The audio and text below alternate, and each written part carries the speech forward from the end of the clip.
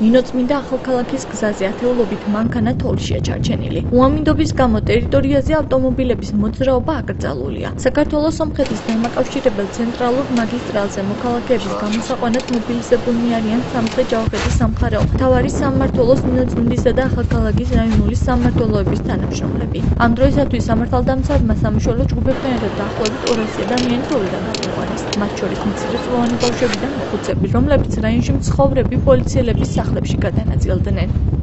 ნინოწმინდაში არის ძალიან ცუდი სიტუაცია. ხარი არის ამოვარნილი.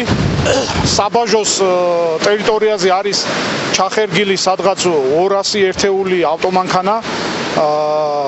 ხდება გაწმენდითი სამუშაოები, მაგრამ ამინდი ხელს არ გვიწყობს, ძალიან ცუდი მდგომარეობა, ხილვადობა ფაქტიურად არ არის. 10 ერთეული მძიმე ტექნიკა მუშაობს გზის გასაწმენდად.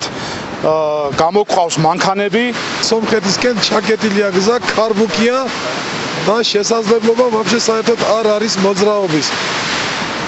ყველაფერი მობილიზებულია მანქანები, საგანგებო სიტუაციების მანქანები, სასწრაფო დახმარება რეგიონებიდან სამეფანეთ ყველაფერი რაც იყო, რა ვიცი ეს ტრაქტორები, ბულდოზერები.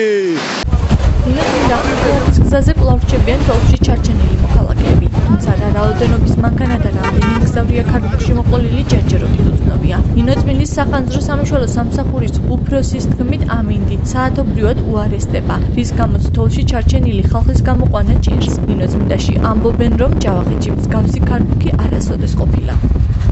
У меня сейчас с ними нету. И даже сейчас в данный момент телефон тоже не работает, свет тоже нету. В данный момент. И газ тоже отключенный.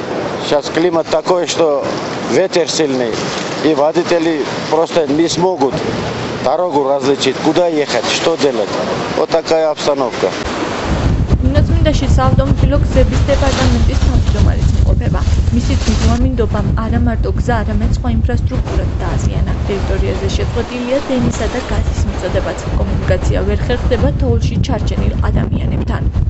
ამ მონაკვეთში მოხდა ვფიქრობ მძღოლების დაუდევრობის გამო არ დაემორჩილინენ ისე დაწესებულ შეზღუდვას, ისინი მაინც გაემართნენ სად ბავრის გამშვები პუნქტის მიმართულებით, რის გამოც რამოდენიმე ათეული მანქანა ამ დროს ჩარჩენილი არის თოვლში. თუმცა უახლოეს საათებში ჩვენ შევძლებთ გზის აღდგენას, ან გაწმენდითი სამუშაოების დასრულებას და იქ არსებული როგორც მანქანების, ასევე მგზავრების გამოყვანას. სამშობლო ჯგუფები სამუშაოებს აგრძელებენ. საგზაო დეპარტამენტის მძიმე ტექნიკა კი გზის გაწმენდის სამუშაოებს ახორციელებს.